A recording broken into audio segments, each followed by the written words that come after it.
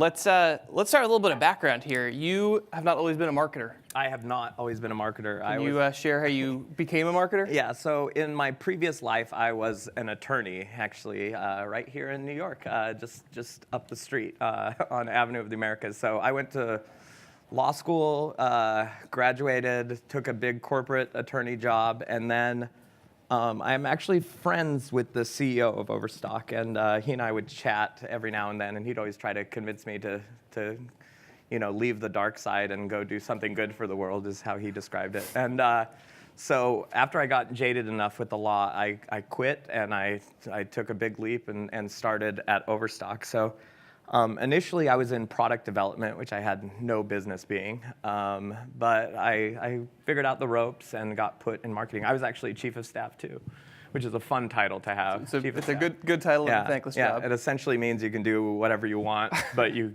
can't actually do anything.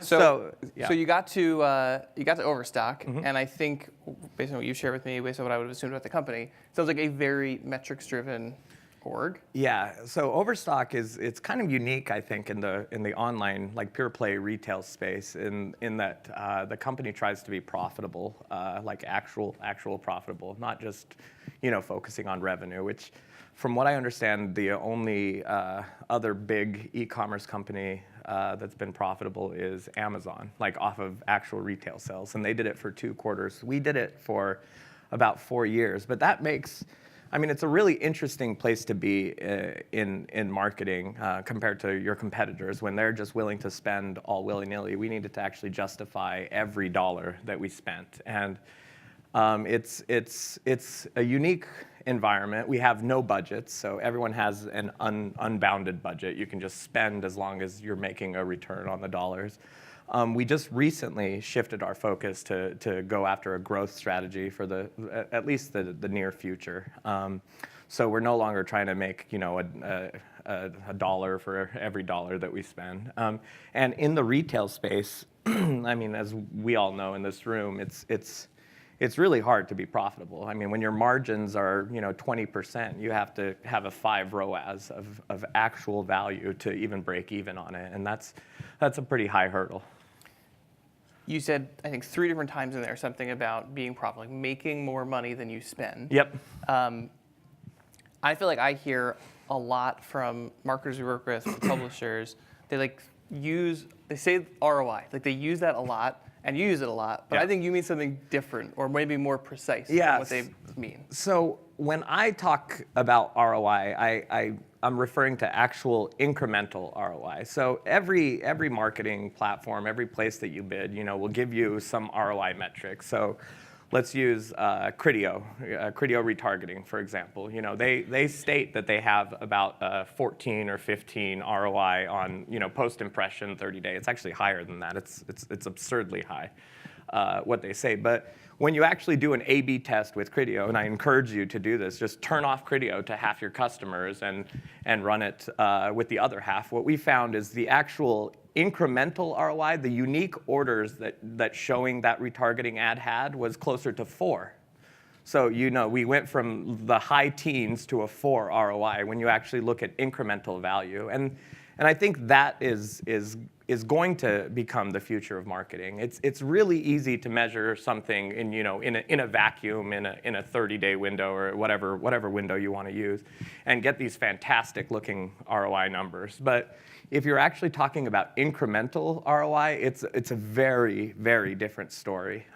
So when you say ROI, I think now you mean incremental ROI. Yeah. It sounds like that's not what ROI meant when you joined Overstock. Not at all. I mean, initially it was just these. I think they're just bullshit metrics, to be honest, that all of these companies use on ROI, where they just say, like, how many people saw this ad and how much money came back. But the thing that I think everyone has to understand is how much of that is actually adding unique value. And there's a few companies in the space that I think are focused in this direction, and I think the big guys like Facebook, Google, and Pinterest, for me, those are the big 3, walled gardens that we play in.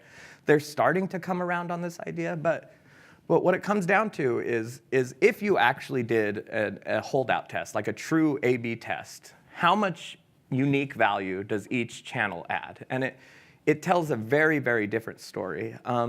So when I first came to Overstock and first came to marketing, so this was 3.5 years ago or so, everything was on a last-click scorecard.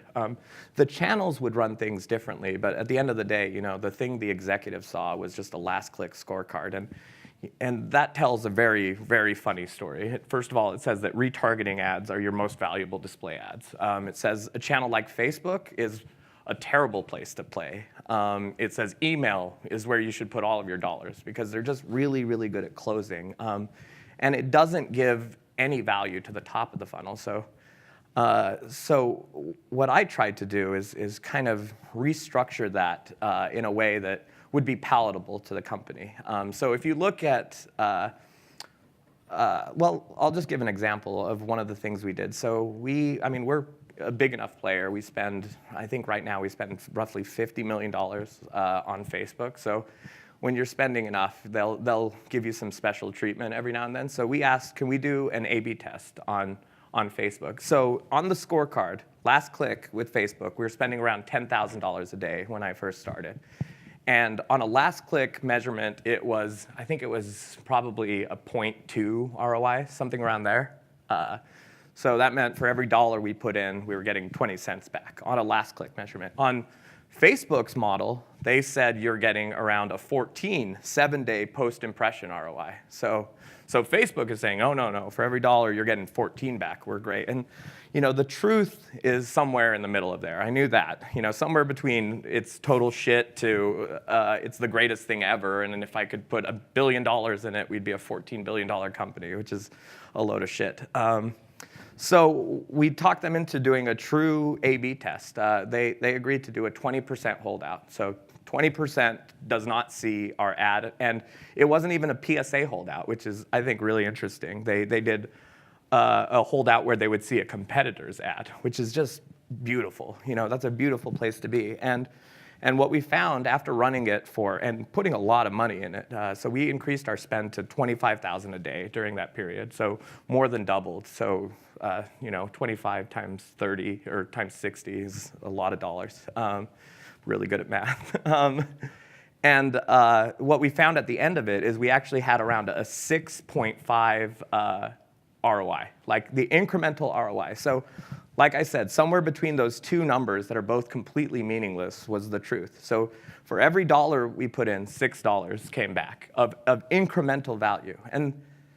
And so that means, you take out the bullshit, which is the people who are going to convert anyways, and you just find how many people were affected by that ad and did it change their behavior. So with that, we suddenly have this metric that we know how to run this channel. We know how to spend in this channel. But you can't do an A/B test and wait 60 days, to run a channel. You have to be able to make day-to-day decisions. So the way we did that is we look at all of the metrics that Facebook provides, and we say which one most closely parallels the incremental ROI. Like, what's the metric that just tracks with ROI? And the one we settled on, well, initially we did a 1-day post view. So 1-day post view was around a 4 ROI. And then we knew that it was about 50% greater than that was the metric to run on. We eventually, when we spent enough, those started to diverge. And the one we settled on, so today our Facebook channel is run on a 7-day post-click metric. And that almost exactly tracks with what the incremental value is. And we do a perpetual holdout test. There's never a moment where we don't have a holdout in Facebook. So we constantly validate that.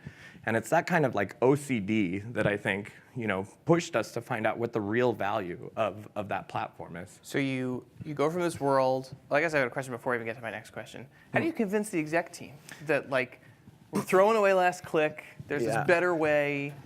How do you get everybody on board? So that's the holy grail, I think, for most companies.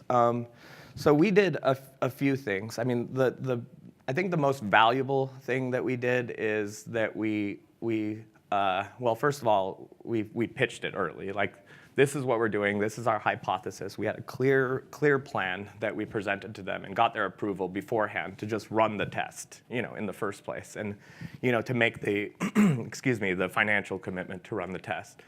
The other things that we did that I think are really valuable is we publish the results every day. So at Overstock, every single day, the marketing scorecard gets sent out to every executive and all of the marketing team. And you have a scorecard that says how every single channel performed. It's this Excel spreadsheet that's like 50 columns long and then like a million rows.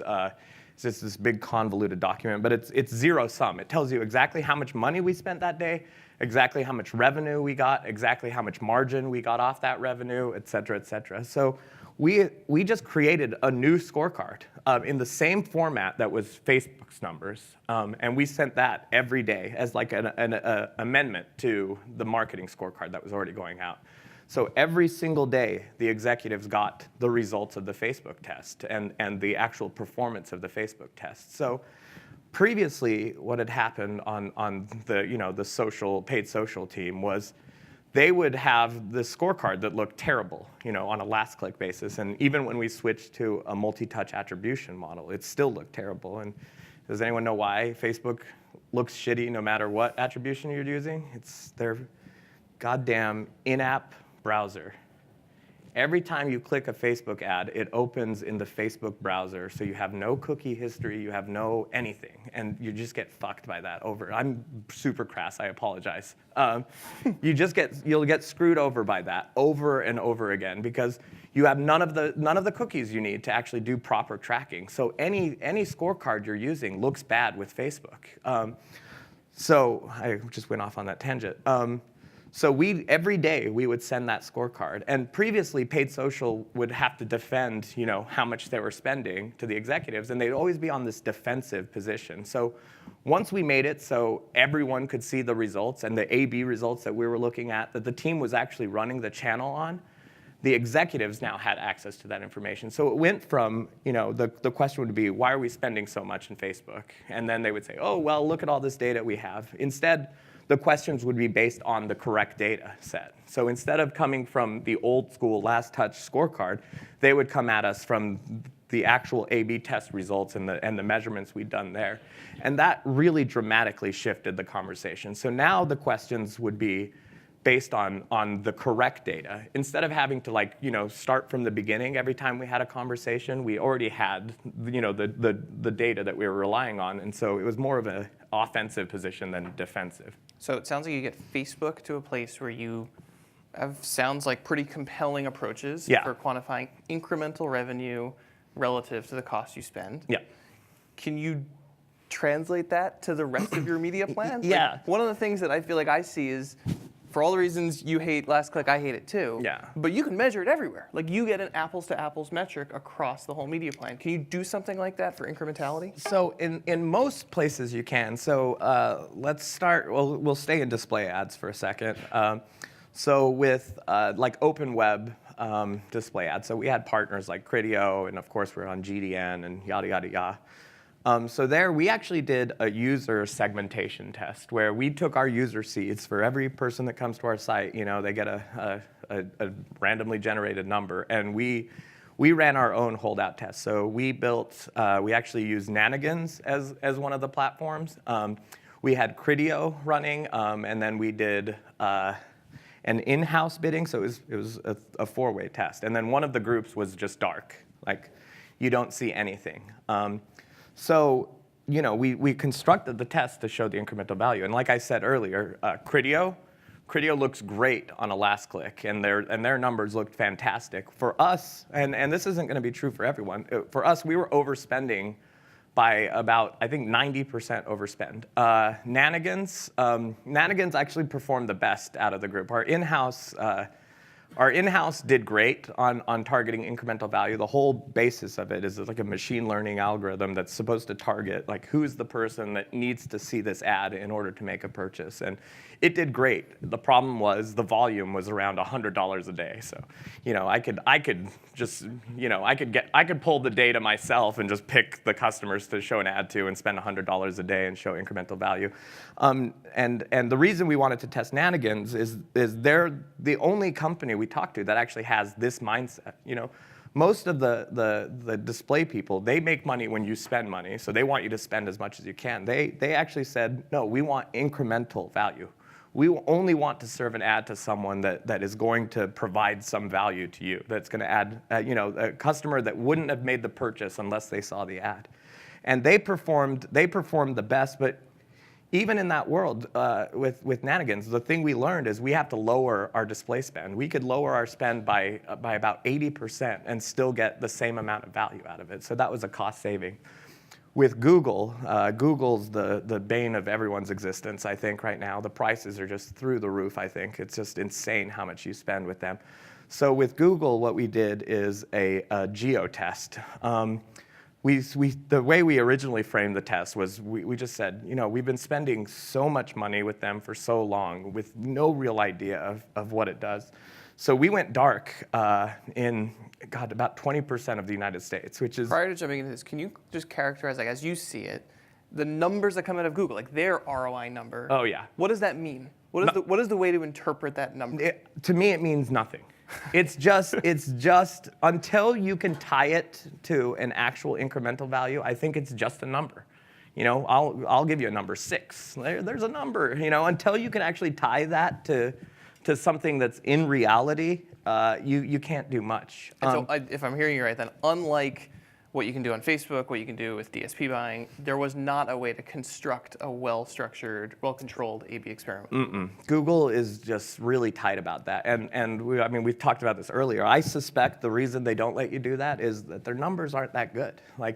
At the end of the day, you're going to find that you're overspending on text ads, you're overspending on Google Shopping. I think we all do that. And I think actually we're collectively in this race to the bottom where we're all trying to outbid each other for nothing. I think we're just throwing money away right now. If everyone actually had the God of economics view of how much value there is in a text ad, I think we would find that it's probably 70% of what we're spending. So how do you go out and prove that? You have to go dark. You have to just be willing to take the risk. What happens if you turn off 20% of your Google ads? Well, what happened with us is the next day Google called us and said, whoa, we'll help you do an A/B test. So we met with their data team, their data science team, and constructed a geo test on it. And so I think we might be one of the few companies that actually has put Google to task.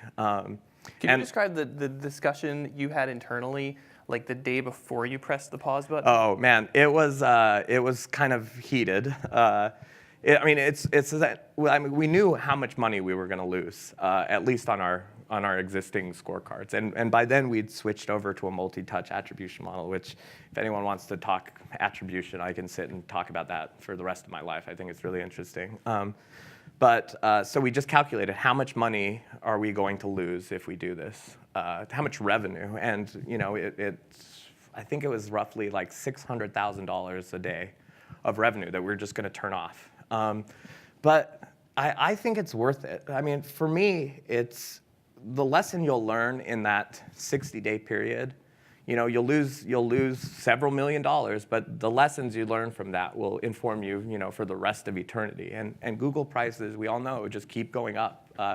We're in the home space primarily, which most people don't know about Overstock. But we have Wayfair, we have Houzz, we have Amazon, who's just entering the home space, and they're just jacking up the prices. So we have to know what we're doing. If we're doing it as a brand positioning, then we can accept it as we're losing money on this just to maintain market share. But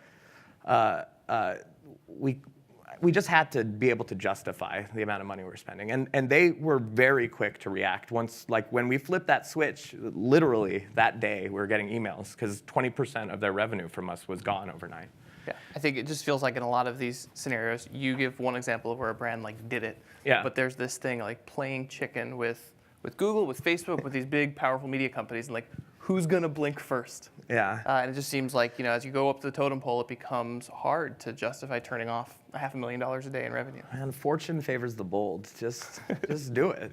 So if you could do this thing again, if you go back to the beginning, like you're going to be a lawyer and you're going to move out to Salt Lake City and you're going to take over marketing. I'm going to be a marketing guy. What would you do differently? I think, the example I gave on the scorecard we did for Facebook that we sent to all of the executives, we just incorporated that as part of our scorecarding. That was the lesson. I mean, I think I learned that 3 years too late. I hate being on the defensive when justifying spend. It's just a shitty place to be. You spend, any conversation where you start off spending your time trying to educate someone on what's really going on, I think you're in a losing position because you have to spend 15 minutes to explain what's actually going on, and then you can actually talk about the merits of what you're doing. I really think that just communicating up aggressively, like giving them more data than they know what to do with every day, to this day, there's like 6 emails that my teams have that are auto-generated. Pull from our data warehouse, send it to the executives to show the stuff. Pull from the Facebook API, the Google API. So they have more data than they know what to do with. And that way, before I have to be defensive about what I'm doing, I just say, open your email, go to this email, and it'll show you what's really going on. After you've reviewed that, then we'll talk. That really was a game changer. I would definitely have done that much earlier. The other thing is, I think I was just, I've become more and more reckless. Like the more senior I become in the company, the more willing I am to take these giant risks because I can get away with it, I guess. Once you're a VP, you get some power, I guess, fake, but some people buy it, and if other people believe it, you can get away with it. But I mean, take some risks. Today our company spends around I don't know if this is supposed to be disclosed. Well, we spend around $70,000 a day in Facebook, and I can justify every penny of that. I could justify it. And when I started, it was $10,000 a day. And we were underspending. And then on Criteo, we started spending $30,000 a day, and now we're down to around $5,000. And I can justify that cut and spend. If you look at a last click scorecard, it looks like the person running display is a lunatic. On Google, on text ads, we separated our head terms out from the rest of the campaign. We realized when I'm bidding on terms like furniture, on area rugs, on all these big, expensive, lofty terms, those convert so bad. We're just hemorrhaging money on that. The reason we're doing it, it's a brand positioning play. And I think we should do that. We want to be in the mix. When someone searches furniture, you want Overstock to be one of the companies you see. But that's a brand play. That's a long-term play. And when we pulled that out of our text ads, so these are the ones we're doing because we want to make a profit. These are the ones we're doing just to hold position. And we separated those. And things like that really made a big change in the way the company, because right now I think we aggregate too much data. I don't know. There's my last question. If you sort of fast forward this thing, I don't know what the right timeline is, 3 years, 5 years? What you just described to me seems really important, but also really hard to do. You got to have an org that's really committed to running a whole bunch of tests and really obsessing about data accuracy. Is this going to become easier to do, or is this going to become harder to do? I think it's going to be easier to do. I mean, find partners. Ask any one of the vendors you use, ask them about incrementality. Ask them. If they don't know what you're talking about, they're probably not worth playing with. Simple as that, I think. It's about finding the right partners that are thinking towards that direction. And I think Facebook has come around. I think Google eventually is going to have to, just pony up and prove it out. But there's a million players that anyone can work with that is focused in that direction. And if those are the people you're partnering with that philosophically are aligned on that, then I think you'll build towards something good. And I think eventually some of the walled gardens are going to open up. And all the crazy tests we try to peer pressure Google and Facebook into doing, those eventually become just part of their platforms and are available to everyone. So I mean, take advantage of what's out there. Thank you. Thank you. That was some great material there. We have any questions from the audience? Okay, we have a question. Go ahead. You mentioned the attribution. Facebook the only one you having trouble tracking, or? Oh man, so we do a lot with Pinterest. They have the same problem. Pinterest has been a lot more willing to share data, and then Facebook too with their what is it called? The order level report? No. It's in their API. Shit, I can't remember. Well, talk to me after, and I'll tell you what it is. I'll remember it eventually. But they're becoming more willing to share information when a customer OID. There we go. The OID. You can backtrack into some of the data. But no, fingerprinting. I mean, across device is the bane of my existence right now. I mean, if we could do that perfectly, I think as a marketer we could make much better decisions on what we want to do. The walled gardens, like Facebook, is I think the worst because most of your ads are being served on the app. Pinterest is that same way, but with Google, at least they're using their browser, and you have that data already. You have all your cookies remain intact, but it's Facebook and Pinterest where they're opening your ads on an app in an in-app browser that just takes a dump on your data. Like it just creates so much noise. It confounds tests. Like if you're doing an A/B test, make sure you take into account that browser. And the way to handle it, I mean, there's a lot of easy ways to handle it. Impression data, I got nothing for you. I don't know how to get better impression data, but add a URL parameter. Like as simple as that, we solved one of the problems. So before we didn't have a parameter specific to Facebook. So we couldn't track, it when they opened it in the app because we wanted to do it this elegant way with the pixel. But now we just append something on the URL, and then that way, the second they click on it, we know who it is. Like we can track that. So and you can do that on a per ad basis, and so you start to collect some of your data. But I mean, it's a stupid old school. It's like a 1990s solution to tracking, but it works, and they force you into it. So.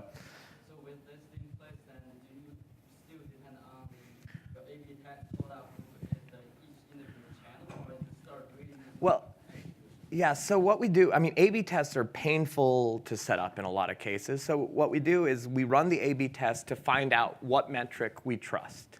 So in most cases, we narrow it down. So a one-day post-click gives you 50% of what the A/B test shows as an incremental value. So we actually run the channel on one of the metrics they provide. We use the A/B test to validate that. And we do it like with Google. We plan on every 6 months doing another geo test to validate the metric. So with Google, we found, for us, it's the 3-day, I'm making this up. I don't know what the actual metric is. The team does. I do not. But let's say it's a 3-day post-click is the one that most closely follows what the incremental value is. And that's what the team bids on day to day. They don't need to worry about the A/B test. We just do that as a sanity check to make sure we're still getting what we expect. All right, well, thank you. I don't know that we have time unless there's one really quick question. Does anybody else have a question? Okay, well, thank you. Yeah, I'll be around too if you want to talk to me. I don't know Okay, what I thank can you very add. much. Yeah. Yes.